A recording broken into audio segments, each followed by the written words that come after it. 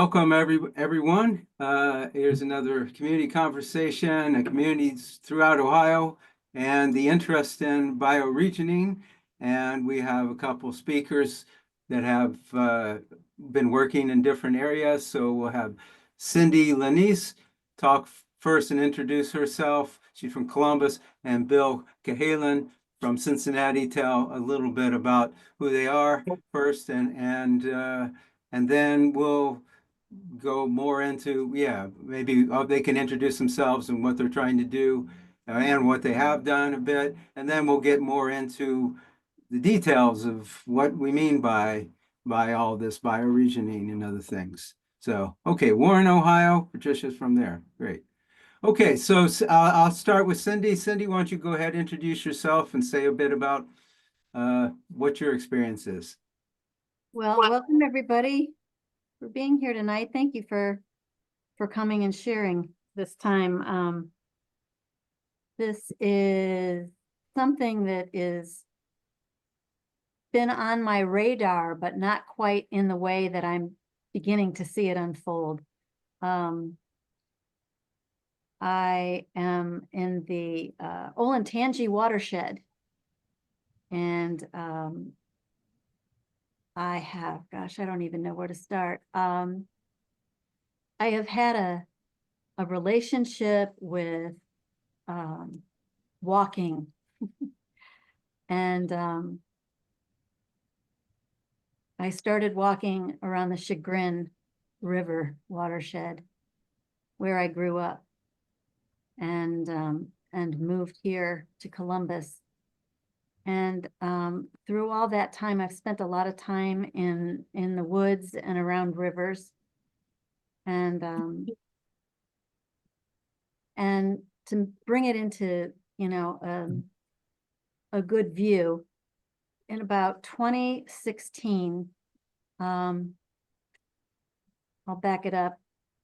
I've done some things like several vision quests and backpacking trips and walking the El Camino, walking Appalachian Trail. That's what I mean by walking. I'm a walker. And in 2016, I had the goodwill to get out to New Mexico, and I went out to study with grandmother Danae woman who is Pat McCabe. That name might not ring any bells for anybody, but she's a big bell. And I went out with this group called Pachamama. And so the beauty of that was getting to stay with Pat at her home for 10 days and really understanding what it's like to live in a way that is indigenous to the land where you live.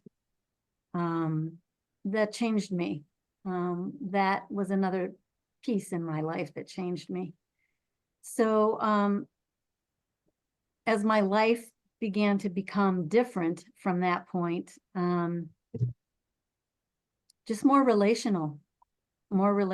I mean, I've got great stories, but now is not the time for all of them. But this is what propelled me forward and through this path. And then in 2016, I also went to Lake Erie Institute, which is it was an organization just started by Liz Meacham and Norit Brenner. And they were teaching eco-psychology and guiding and facilitating in nature.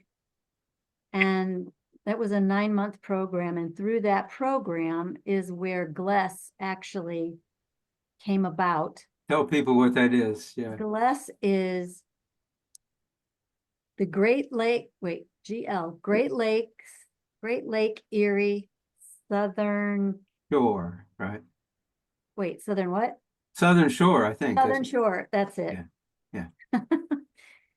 So that was born out of those people in that area. And right now, there are other people doing things in other places on the planet, other places outside of this state of Ohio. But right now, my connection is to those people at Glass. And I've always longed to bring that kind of relationship to Columbus. To have the community, to have the way of being, the way of living, just so close and with the land. So, yep, exactly. Thank you for putting that in the notes. And you're helping organizing some events, right? That's right. I'm helping organize something here that's going to be June 21st in Columbus from 2 to 4. And I can send the flyer out when we get the flyer. But it's about bioregioning. And we're going to have some people speaking. We're going to be having lots of discussion and inquiry and sharing about what bioregioning is and how it's being done and people's understanding per place, because there will be people coming from different places. So real fast, I'm going to finish so that I can give Bill a chance. Can I read that? Thank you. I've got a friend who's giving me some help here. Yeah.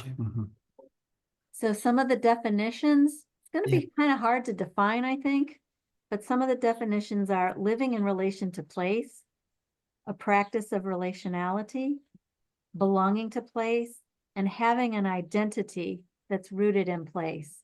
That's just like Olentangy watershed, Scioto watershed. I mean, it becomes an identity, the living beings that we live with. I thought that's so cool. Bioregioning is just a word that white folks came up with for what we're already doing. Actually, it is something that's been ongoing for centuries, probably. I like this. It is life's pattern going on, whether we want it to or not, because that's how life organizes.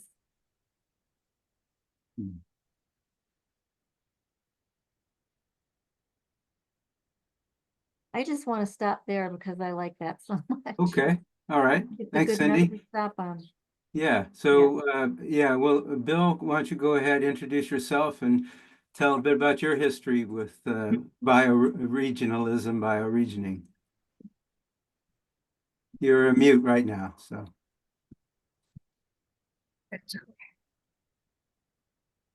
So yeah, my name is Bill Cahalan, as it says on the frame there.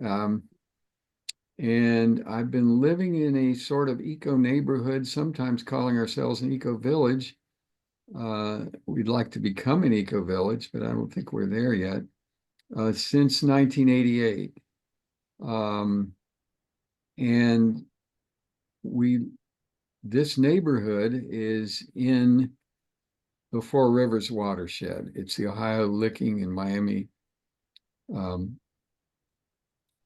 part of the Central Ohio River watershed. And a watershed, if somebody doesn't know, is the whole land area that drains into a culminating body of water, a given body of water. So it's the whole land area. It's woodlands, it's cities, it's people, everything is part of a watershed. Often bioregionalists have used the watershed to define where they are, but it's not a scientific term, bioregion. It was developed by Peter Berg of Planet Drum Foundation way back in the 70s. And it includes an agreement of the people of an area of what is our place, what is our region, in conjunction with the ecosystems and the watersheds and so forth. So a group of us have defined this as the Central Ohio River watershed, or the Four Rivers watershed, because there's the Miami, the Great Miami, the Little Miami, and the Licking, and the Whitewater coming together near Cincinnati. So that's our place. So I've lived here, as I said, since 1988, doing living in a somewhat off the grid house with solar cells and water catchment off the rooftops into tanks and a wood stove to supplement just heating with gas, and so forth, with my wife and sometimes with my son. He's living here now between jobs, but we've lived here then since 88. Or no, since 93. I've been in the neighborhood since 88. I'm a psychologist by profession, a clinical psychologist, and I sometimes call myself an eco-psychologist because I don't think you can help people move toward health unless you look not only at the relationship with self and other people, but with the natural world that we're a part of. And so I've led many retreats to help people develop a practice of opening up to the natural world, of not just thinking, but feeling and living ecologically. I've probably led 20 weekend retreats since 1983. And between 1985 and 96, probably, I was very explicitly involved in trying to work with a group of friends, one of whom was on the screen here. It says Jim Shank, but I see a friend of ours, Pam, on the screen now. But Jim Shank lives like 4 houses from me, and he's been a part of the bioregional movement in this region since the 80s. So that's enough of an intro for me. I can go into however much detail you think we have time for, Bill, in terms of Okay. specifically what we've done. Okay, thank you. Thanks. Okay, yeah, I can start with a few questions, and then those of you, if you either want to text your question, if you want to raise your hand, you know how to do that down below, or raise it physically and ask it, you can do that as well. But so let me just start with some general questions that I have. So that video, I don't know how many of you got to see that, but I think it's a good start there. And then there's another one that Cindy says is even better that we will put in the chat here, that everybody can also take a look if they want more, look deeper into it there. But from that video, I took a few notes, and the idea, like Cindy said, of bioregion, that you're looking at regioning, living in a place, understanding that you're part of the natural systems of the place and you're working with those natural systems. So that's kind of the ideas that I think we're looking at there. But it seems like it's kind of a way of thinking too, as well. But some of the points that in that video brought up, and maybe Cindy and Bill can comment on, that they talk about principles like harmony and reciprocity and stewarding, and that seeing ourselves as citizens of kind of a region, a bioregion, and then thinking about, rather than just how we're living financially, thinking about how we're connected with the system and trying to make it sustainable and even better. So that's some of the things I got from there. Any comments that you would like to? Does that spark any comments? Well, Bill? I think most bioregionalists see our culture and our economy as totally out of sync with the natural world, as creating a growing, not a diminishing, but a growing ecological crisis, of which the climate crisis is just a part of it. I think the bigger part of it is the unraveling of biodiversity around the world, created by human expansion. So I think we all kind of agree on that, we need to make a much deeper shift than traditional environmental movement has done, which has tended to be protecting us against toxic emissions, trying to establish certain wildlife areas, but not really trying to change our whole culture and way of life, which is what bioregionalism is trying to do. And we think it's both spiritually and emotionally a more gratifying way of life. It's the way humans have lived pre-industrial times, for the whole times there have been human beings on the planet. up until agriculture began about 10,000 years ago, we lived bioregionally. And the natural world was seen as sacred, and we were seen as and felt to be a part of this great family of life. Okay. Yeah. Yeah. Yeah, Cindy, jump in if you have anything to add to that. Yeah. Yeah, he's right on. I'm just shaking my head. Yeah. Mhm, mhm. Now, when I think about Ohio Community Rights Network, and in the video, a few things came up that we talk about too. One is community resilience, which it seems like that's really a big part of what's designed to happen naturally with bioregionalism there. And in the video, they talk about more governance at the regional scale and reclaiming, agency where we live and responsibility with that. And I wonder how many of us think that way. So, yeah, those are a couple other things that I picked, and about having right relationships. So there was one quote there, and we had something that was an event that at Lake Erie that CELDEF had with artists talking about the Lake Erie and how there was the Lake Erie Bill of Rights first, and now there's been the Great Lakes Bill of Rights that's been introduced by a representative in New York, I believe it was. And they talk about having a right relationship with water, and if we don't have that, then we're in trouble. And that I think one of the things said, I can't find the actual quote there, but it was something like that. If we don't get our relationship right with water, water is going to be a lot of issues when it comes to the future from now on. That's like the gold. So I see Sherry has her hand up there. Go ahead, Sherry. On the Great Lake Erie southern shores, how did you define your bioregion? That's a pretty large area. Sherry, it sounds like you're a little quiet there. I don't know if you heard that there. Could you hear that, Cindy and Bill? Go ahead. I was curious how large is the bioregion? Because the southern shore of Lake Erie is pretty large, and I just wondered, have you defined like an area? Well, I'll answer this question from being here in Columbus. I did not, I wasn't in the beginnings of that, so that wasn't something that I determined or a conversation that I had. Those are people that I know. And I was talking to one of them last night, and she said, the way that she sees it, she said, I don't see hard lines. I don't see, as long as there are connections and there are relationships, there aren't hard lines drawn like we're used to thinking about. This is a decolonizing way. It's an unlearning for us, my feel about this.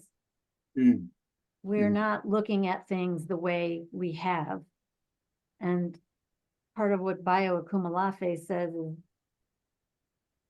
maybe have you considered that looking at things and ways of solving the problems that we have now may be an actual part of the problem, the continuing of the same process. So, I mean, I see it almost even as unlearning some things that maybe we were conditioned into, seem right for capitalism, but maybe not right for our wholesome being and a way to live together. I don't know. What would you say, Bill? Well, no, I was just prompted a question about, like, as individuals, and you might see that need to change the way we do. So how do we get more people, or how are you planning, or and then Bill, how have you approached the idea of getting more people? Because obviously bioregioning, an individual can act a certain way and have a viewpoint, but I think the goal is to have more of the community that lives in that bioregion start to Right. practice some of the things, right? Right. So Well, how do we go about doing that? Yeah. we did a lot between 1985 and 1996, I'd say. We started a newsletter. We had 12 issues of it. Here's a copy of one of those issues. It was called Four Rivers Earthworks, and it has a map on the front Hmm. of our Central Ohio River watershed with its four rivers draining into the Ohio River and the whole landscape that that's a part of. Hmm. So we had a newsletter. We had about 80 subscribers at one point. I had a slideshow I put together and a booklet I put together. The booklet was called A Life in Nature, Growing Roots Where You Live. It was just a little 21-page booklet that came out in 91. But the newsletter and the booklet and then the slideshow, I'd give that wherever I could and try to get more people to sign up for the newsletter and then to join us in various activities. So yeah, we were trying to network people together. Well, one thing that came out of it that I think was somewhat inspired by this was my wife, Deborah, started a Central Ohio River Valley food guide. And it's been coming out for 17 years. She's just stepping down from that now after this year. But this food guide was of farmers farming somewhat regeneratively or organically to one degree or another within a 50-mile radius of Cincinnati. And restaurants buying and using local food, because local is probably one of the most important parts of being organic. It's not shipping it 1,000 miles across the country with refrigeration and fossil fuel and all the rest. And farmers markets and so forth that were local and somewhat organic. So that's been coming out. It's an attempt to popularize a local food movement, a local food economy. And food is often among bioregion groups been an important element. Education's been important. Now for us, and I think a lot of bioregional groups, and if you want to go back to the beginning, look at a group that still exists on the West Coast called the Planet Drum Foundation, started by Peter Berg, who died in 2011, but his wife continues it on, Judy Goldhead. The Planet Drum Foundation. They have all kinds of wonderful writings and events and I used to get the Raising Stakes, Stakes, Raising the Stakes publication for years. But we turned to the woodlands because we're part of the temperate deciduous forest region of the eastern U.S. here in this watershed. The broadleaf forests that spread their, the trees that spread their, drop their leaves in the fall and grow new leaves in the spring. And we look at those not only for their own sake, we need them to buffer us from hot weather. We need them to absorb rainwater and release it slowly. All the ecological services of these forests are essential to our having a healthy culture in this region. And we also look to the old growth woodlands that sustain themselves, are able to sustain themselves for centuries with basically the same diversity of species of plants, animals, and microbes as a model for how our economy needs to function. It needs to be no growth. It needs to grow in quality, not quantity, because we've already overstepped the bounds of size. That's one of the most unsustainable parts of our whole economy as a country. Is that we're perpetual growth. It's perpetually growing. And you can't do that on a planet whose resources that it is based on are shrinking. So that was woodlands and the watershed. And how can we refashion our education, our food system, and all other aspects of our society, our water system, what about governance? after the model of the woodlands? Yeah. What about governance too? Because also that's an issue there that to implement more thoroughly what's happened there? Well, that's been a big, these continental congresses. We went to, Jim Schenk and I went to about 5, and several other friends, of these continent-wide congresses. First one we went to was up on the shore of Lake Michigan at Innisfree Camp in 1986. Went to one in 88 in British Columbia. But these were congresses, not conferences, and they were 6 days long. And we weren't just there to hear speakers and go to workshops and have fun. We had a lot of fun, and we ritualized things, and very earth-centered spirituality was practiced there at these congresses. But we would break into committees and form vision statements and strategies, and then bring those back to the whole body, the plenary session, and see if we could adopt them or revise them to something the whole group would agree to. And then we would publish this, send it out to everybody who had been to the Congress later. They were low cost. We did our own food prep. We did our own garbage recycling and so forth. We did our own childcare there. And they were usually at low cost campsites, these congresses. So congressing, that's something we then started doing in our region. In 91, 92, and I believe in 93, we had local Congress for the Four Rivers region, the Central Ohio River watershed. And we had a harvest fair in 96, and that's the last organized event we had, trying to get groups of people, teams, action teams working on these things. Yeah. But we were not doing electoral politics. We often would have a green politics committee, but really, what was it? David Hinkey, one of the great visionaries of the movement from the Ozarks, called it a political bypass operation. In other words, the goal is cultural change in the ways we not only believe, but live in our households and neighborhoods, rather than political change. Has there been any approaches to, when we think of other governance like city councils or village, how do you feel that they need to be brought in? I don't know, Cindy, if you see how that might eventually happen in Columbus, or how it could happen, or because do you think that it's important that they be brought into the idea, at least starting to think that way too, that why it's important, and maybe the way they do things should be thinking about the bioregion.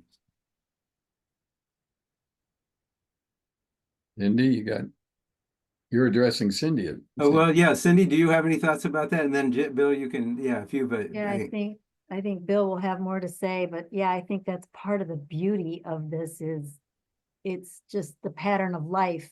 We don't need to bring in anybody's permission, or I don't know what's the other word, but yeah, their approval or vote on anything, because we lose what sovereignty we have with the land. That's just my opinion. I'd be interested to hear what you think, Bill. Well, one example, you do run up against laws that are restrictive and non-ecological. For instance, with watershed health and with working within the water cycle instead of against it, the whole storm sewer system here in Cincinnati is not healthy, because then the black water mixes during storm times with the gray water and goes straight without treatment into the Ohio River or its tributaries. And so we've promoted composting toilets instead of water-based systems. That putting human waste in water doesn't make sense. It needs to go back where it came from, which is soil. So if we have compost, but then there have been regulations restricting composting toilets, and that's where you have to try to move in and educate regulators and government people. Now in this area, their compost toilets are legal in the Cincinnati area, even in the city limits. I don't know if it's because of us, but that's an example of you're going to end up running up against I mean, it's legal to spray a glyphosate Roundup anywhere you want on your lawns, your invasives in the woods and so forth. But that's a likely carcinogen according to the World Health Organization. So you do want to get in there and change laws, but the first thing is just to change the culture and the lifestyles of the people in it, and the vision, the vision of life that people have as their ideal. So I'm watching the chat, and Peter had something. I know Tish had said something about Cuyahoga County designating April the Climate and Health Month. And I wondered, Peter, if anything had come from that. So I mentioned that I'm listen only mode, but I will respond to that. Thank you for the question. Can you hear me? yes. Yes. So there's a long history of bioregionalism, starting with David Beach and leadership in 1999. That was the Green City on a Blue Lake initiative that you may even have percolated down further south. But we rebirthed that a couple of years ago by connecting in to Joe Brewer. I put some links in the chat, who's based out of South America currently, although he's from Missouri originally, and also with the folks in Toronto. But I'm a physician. We think health is a lens to get people to pay more attention to these issues. So Chris Renane, the county executive, who I think has this on his heartfelt political agenda, he just created a water institute, designated that April Climate and Health Month, designed to be around Earth Day. And we've had events at museums and the Cleveland Foundation, civic events, and university events and so on. So it may be the first, and in the proclamation that was issued by the county council, they mentioned glass. So Great Lake Erie Southern Shores got recognized by a political boundary. Frankly, as I said to Kelly Clark, and I'll mention her name because she's the leader of GLES, and somebody else put in her link at Kelly's Working Well Farm. It ought to be the watershed and the indigenous culture boundaries, the historical way that people live, kind of that's superordinate to political boundaries. But I think we do appreciate recognition. And the other comment I made is, our state is going to be relatively privileged by having climate and meteorology and geology, and in the case of the rivers and the water, fresh water. So I think we'll see people coming into Ohio. That's my thought going forward. Sorry, I took a long time, but I guess I was quiet beforehand. Yeah, sure. No, those are good thoughts there. So it's interesting that in that video too, they said in 1879, U.S. geologists proposed that we should organize ourselves according to our watersheds. And that kind of makes sense, I guess, too. Yeah. So do you think a bioregion is mostly, Cindy, Bill, organized according to watersheds, or are there some other considerations too about what we mean, how we establish what we mean by a bioregion? Well, the natural ecosystem of the area, which coordinates with watersheds, you can think of the natural ecosystem. As I said, ours is a deciduous woodland, same up in most of the Great Lakes area, I imagine. And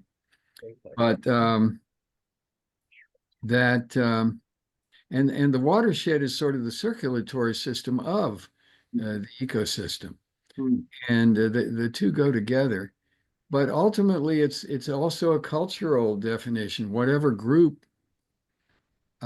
using nature as a guide identifies with, it becomes sort of your bioregion, and that's why we ended up calling ours the Four Rivers region. And I'm going to have to take a quick break here, and I'll be right back. Okay, sure. Yeah, so anytime any of you have questions, please don't be shy.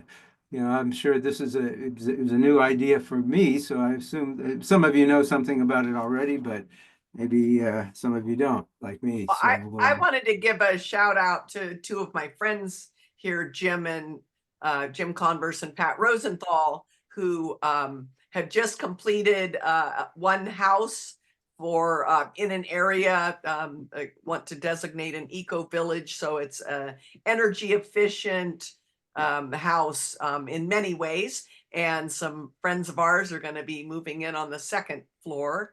They also have Elm Street Northside Farmers Market since what, like 2003, the 30-mile meal, where they looked at farmers within a 30 or so mile radius. And so those are some of the principles of this bioregioning, where rather than having something shipped from South America and you know, just all the craziness with the fuel, energy costs, all that other, to really look locally. So I don't know if Jim or Pat would like to add a little bit.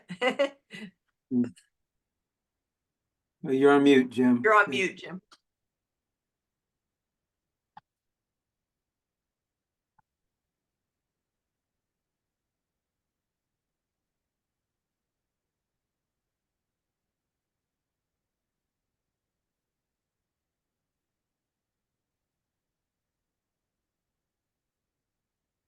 Should be the little audio speaker there. I'm down the muting up. bottom.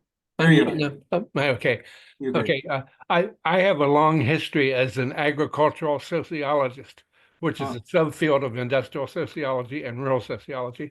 But a lot of the work that we've done has been initially trying to just keep our small farms alive and in place and in operation. And we realized pretty quickly that the regional procurement of food is an economic driving force if you help it become that. We've built a food incubator where people can bring in products and commercialize them, can them, pack them, etc. And we now call it the Lake to River Food Hub. And we've done a lot of work educating about that, and don't have as systematic of an approach as we should have, but we're doing a lot of hard, good work keeping the farmers going and the farmers market going, and helping a lot more people think about buying local. We talk a lot about food miles. Think about how far your food travels. And if it's more than 30 miles, then you need to rethink where you buy it or even what you buy. So we've done a lot of work about food awareness and locality-based, eating and food systems. I won't go on too much more about that. Most of you know about that stuff already, but we are putting a lot of work into that. Mhm. Okay, thanks. Yeah.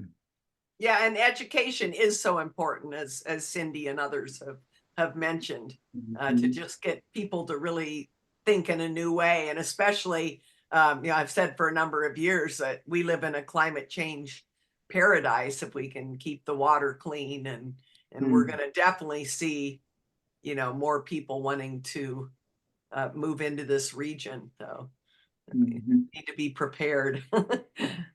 Yeah, I have a question about, so I would think that one of the goals of bioregion is to try to be as sustainable as possible, but to be 100% self-sustainable is probably difficult for all bioregions. So then does it mean that there needs to be some kind of trade or some kind of connections, and how is that envisioned with other bioregions too, that maybe have things that bioregion doesn't have? Bill or Cindy have thoughts about that? Yeah, Anybody else? Anybody else? I think Daniel Christian Wall, the person who's one of the people in the video Cindy sent out or recommended, he's at Mallorca, an island off of Spain now, doing work with agroforestry and that kind of thing, forest gardens. Anyway, he says he said right now, a group is, any given region is lucky if it gets 20% of its products from within its own region, and 80% are imported, often from great distance. And he'd like to see that reversed. The ideal would be 80% within the region and 20% from outside the region. I don't know if there's any place in industrial society anywhere that does that, though, but that would be the ideal. It would never be you couldn't do everything locally. I mean, I like coffee, I like Mhm. organically grown and fair trade coffee though, and not going to get it grown within my region. Mhm. Mhm. Yeah, yeah. That's where I see us making, needing to adapt and make Mhm. some changes in the choices that we make between what we eat, what time of year we expect to eat what we eat. Mm.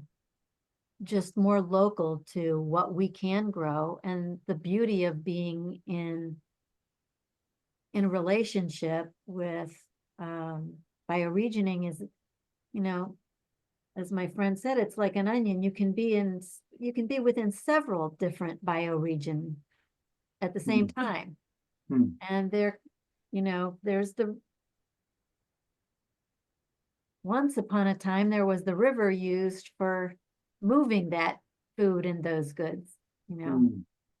And But then they became toilets, I'm sorry to say. yeah, That's yeah, another problem, isn't it? another problem. Yeah. So Tony put something in the chat which looks very dense. And Tony has been involved, Tony Budak from the Youngstown Warren area has been involved with time banks for many years. And I know many other projects also, but I don't know if Tony wants to talk a little bit about that. I know that when Bill and I were talking about this, we were talking about Columbus has a time bank, and Mhm. there are, and that's a uh, services and bartering and sort of another, like working Mhm. in natural patterns. So I don't know if Tony wants to add something, but. Well, I hope that people will take that link, and it's an international, local focused development of practices and tactics and strategies. It's 137 ideas. These are case studies that have already been implemented, and each case study has the vision, the mission, basically the how-to, and the addresses and URLs for those projects that are already in place. So if you take a look at it and get the word out to your watershed, there might be somebody who wanted to grab a case study and implement it in your local watershed. About it. Thank you. Okay, thanks. Yeah, yeah, yeah. Let's see. Well, I had a thought. No, I lost it for a second there. So, yeah. So, anybody else have questions or thoughts? Uh, This yeah. is Jim. Am I unmuted now? No, you're good. You're good. We can Okay. hear you. Another thing is when you do have to buy things from other regions, your thing about coffee made me think of the equal exchange fair trade. But Mm. there are a lot of ethically sourced sources that are further away from where you live. And that's at least a better step than not buying from bad sources. Yeah. Yeah. Okay, thanks. Yeah. Yeah. I have a thought, and tell me what you think, is could we say when a mayor gives a state of the city address or things like that, and it's usually crime and financial things, or maybe housing or unemployment, but I don't think very often, if ever, they talk about the health of uh, our ecosystem. And should that be something that we could push to try to get that consciousness, to get people to start to think about, well, yeah, how are our rivers doing? How are our trees doing? How are our soils doing? What kind of studies are there to show that how we're treating them? And rather than just industry coming with jobs, that's another thing that you always hear, right? And Ohio's getting a lot of that too, and especially in the Columbus region or the greater Columbus region. So yeah, just a thought about that, about what we measure and how that we should have these people talk about these measures. Well, Bill, I think it's not uncommon in Cincinnati anyway, and I think a lot of cities to talk about climate. And of course, now with the Trump administration, a lot of that is being wiped out by at least on the EPA level. Not even supposed to use the word climate on their website now. But cities will go on doing that, being concerned about climate and trying to promote energy efficiency and that kind of thing. But it's all kind of superficial, and it neglects the fact that we're in a much bigger crisis than that, Earth-wide. I mean, World Wildlife Fund came out, some of you may have seen their Living Planet report in 2022, and they said across the various continents and oceans, the average loss of 5 groups of vertebrates, mammals, reptiles, amphibians, birds, and fish, is 69% in the last 50 years, basically since the first Earth Day in 1970. 69%. The US is 20%, only 20%, as if that's a small amount. Right next to us, Latin America, Central and South America, and the Caribbean islands are 93% loss in 50 years. It's over 5,000. It isn't whole species loss. It's the population of those kinds within those 5 classes have been 93%. Africa is like 70%. Asia and the Pacific Islands is it all averages out to 2/3 of the wildlife of the world has been lost in 50 years. It's because of human expansionism. And so is climate. Climate is the state of the atmosphere. The atmosphere is the breath of the living body of the earth. And we're losing not just the health of the atmosphere, but the whole living body. We're losing it's the great unraveling, as Joanna Macy called it. So the bioregional movement started to address that. And now things are even worse than when the movement started. But the movement is kind of fizzled. And my question is, can it become part of the rights of nature movement? Because they overlap so much in their vision of nature having integrity and rights, and nature being sacred. That word may not be used much, but it is used in the movement. So we need a cultural change, not just a superficial change, and maybe bioregionalism can dovetail with and merge with the rights of nature movement, because we're finding, as we know, the state politicians, the legislatures, I mean, Governor DeWine in Ohio and the Republican legislature, they are encouraging fracking in our state parks. Now, isn't that bizarre? You're allowing it, They're less ecologically conscious than they ever were. And most states are kind of like that. And so now it's been outlawed to have a rights of nature law. We have a Bill of Rights in our local group, which is called CROW, Citizens for Rights of the Ohio River Watershed. And if you want to go, I should put this in the chat, go to crowohio.org, CROWOHIO.org, and you'll see our 9-page Bill of Rights that we put together with a couple of CELDF lawyers over a year's time. Things are bad, and the state governments are really becoming corporatocracies. I think that what you said, Bill, about rights of nature certainly makes a lot of sense with bioregioning, and I think also community rights, because when the state preempts local communities from doing things that they want to do that they consider sustainable, or keeping out some projects that they see are toxic or polluting or harmful, the state has preempted them with fracking. Now they're considering something with carbon capture where they're trying to use injection wells and trying to, I think they've got a bill out to preempt communities where they can force them to inject carbon dioxide. And the danger of that is if that leaks and comes to the surface in a community, it could suffocate the people there, because carbon dioxide is heavier than air, and people won't have oxygen. And there's been instances, I know a famous one in Africa, I forget where exactly, where a whole village died because I think it was some volcanic thing that causes carbon dioxide to come out. So yeah, there's a lot of things. So I see that also has to be, those fit well together.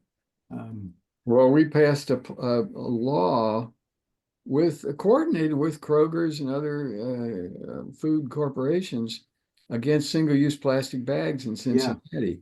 Well, then Governor DeWine passed a state law outlawing plastic bag laws. Yeah, yeah, that's another preemption. Yep, Yeah. exactly. Yeah, Yeah, yeah, weren't they trying to sue Athens? yeah. Because they Yeah, had they a, did sue Athens, even though a few other places have, like Bexley here, suburb of Columbus and all have had a plastic bag ban, but they sued Athens because I felt like they felt like they can go for the smaller guys there. Yeah, that's right. That's right. You try to do something good and they're saying, nope, nope. Yeah. So, yeah. yeah, because we always say, it's a fixed system.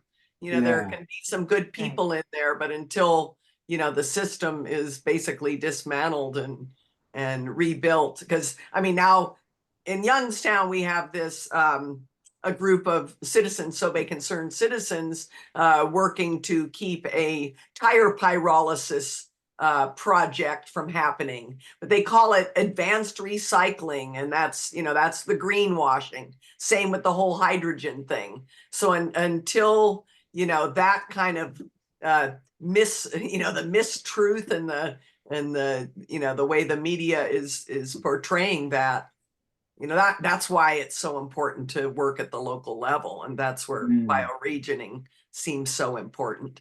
Yeah, they also talk in that video about having a citizen knowledge base, because a lot of citizens have a lot of knowledge, but it's not respected, and somehow utilizing that. And one other quote that I found interesting, I know we're getting close to the end, and again, please, if anybody has any questions, but just and I think we can share with the links maybe in the chat if people want as well. But one of the quotes was, "We can't tackle the climate change issue through the carbon lens." So what do you think is meant by that? Anybody want to expand upon that? But I thought that was an interesting quote. Well, I know I was inspired by the book called Climate, A New Story by Charles Eisenstein. It came out in 2018. And he says the same thing. He says the climate crisis has been forefronted, even in some environmental groups, as the crisis of our planet. If we resolve that by just stopping CO2 emissions and automobile and manufacturing and so forth, and then get renewable energy sources going, then we will have resolved the world's problem. No, the more basic problem is perpetual growth ideology, Absolutely. economic growth. Yeah. Every single source of our economy that is potentially renewable is not renewing as fast as it's being depleted. Forests, grasslands, ocean fisheries, coral reefs, topsoil and farmland around the world, etc., being depleted faster overall than it's being renewed. And it could be done in a sustainable way, but we need a steady state economy. But I think one of the biggest problems is a spiritual problem, or it's psychological, and it's that we are so addicted to and insulated in the techno bubble of what we're doing now and online, and our computers, our cell phones, our automobiles and freeways, our climate controlled fossil fuel based homes. We're so focused on functioning well within the techno bubble that we lose track of our sources. We don't have direct hands-on face-to-face contact with the places our food is grown, with the soil, with the places our water comes from, with the places where our fuel comes from, and so forth. And we can regain that if we get out on foot more, referring back to what Cindy was talking about, that she's a walker, not just hiking, but really tuning into the wild natural landscapes in the world around us regularly. Then we can not only intellectually be ecological, but spiritually and emotionally feel our compassion and our connection, our kinship. So that's what I've tried to do in these various retreats and in some of my writings is bring that dimension in. And I think the rewards of that are tremendous, because I think there's a hollow place in many of us in consumer society, because we miss what we were evolved to be, which is to be naturalists, to be on the ground, hands-on, people aware of the community of beings that we Right, the connection with all. Yeah, the reconnecting of life and other forms, right? Yeah, when what we're dependent on. Yeah. Yeah, those are really excellent Are there points. any upcoming events, Bill Cahalan? Any retreats or Yeah, events? Bill? Or I'm going to then give you mentioned one, yeah. I'm going to give a presentation or two, but no retreats right now. It became really hard to reserve a residential kind of setting that was wooded and didn't cost too much. And so I from 83 to 2007 or so, I was doing at least one of those a year, a weekend retreat, but don't do them anymore. But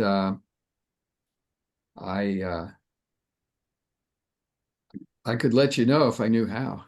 I could send the information to Bill, and he's got everybody's email. Maybe that would be the way. Yeah, sure. Yeah, we're happy to share, and then some of the links, if you didn't get them, we could send those out to people. Before I wrap up, Cindy, any last things that you would like to say, or anybody else have any questions? One of the things I wanted to say was, I feel like sold some of this information that was shared. I too did, up until like the last 2 years, but did retreats with people on the weekends. And it's not a large group of people, because the idea is the intimacy. The idea is to really make that connection. And the other thing I wanted to say was, when I was listening to today, Daniel Christian Wall, he was saying, the only way that we can really do this is locally. The only way we can really work toward what we have coming toward us, and work toward that sense of wholeness as nature beings, is by doing it locally, is by what's right in front of us. And it's not about scaling up, find out what works here and then try to scale up, take it somewhere else. The place that we live is the place to work, is the place to take place, care for place, nurture ourselves as place. And I think we have a real opportunity here. There's an incredible, gosh, I don't know what to call it, but this devolution of what's happening right now in the world is an opportunity, even though it's scarier than shit, pardon my French, for me. And it's also at the same time a really big opportunity, and it's an initiation, is the way I see it. Are we going to be able to grow up? Are we going to be able to have something to pass forward, at least seed for others going forward? If it's not us, it will be generations after us. Yeah, thanks, Cindy. Good thoughts. Yeah. And there's other things we can continue. So thanks so much, but I think we'll be in contact. Maybe we'll send out to see if you would like to continue the conversation here, or if you have some other thoughts for other things that you would like to explore, or certain aspects of this that we could go more in depth and continue the conversation and the ideas and learn from each other. And try to make our place better wherever we are. So, well, if you have, we can share, like you said, that and the video that Cindy that you mentioned there, we can send it out, but if you have it ready, you could put it in the chat there. But the one with Daniel Christian Wall, do you have it or not? Yeah. You just say, have a good night.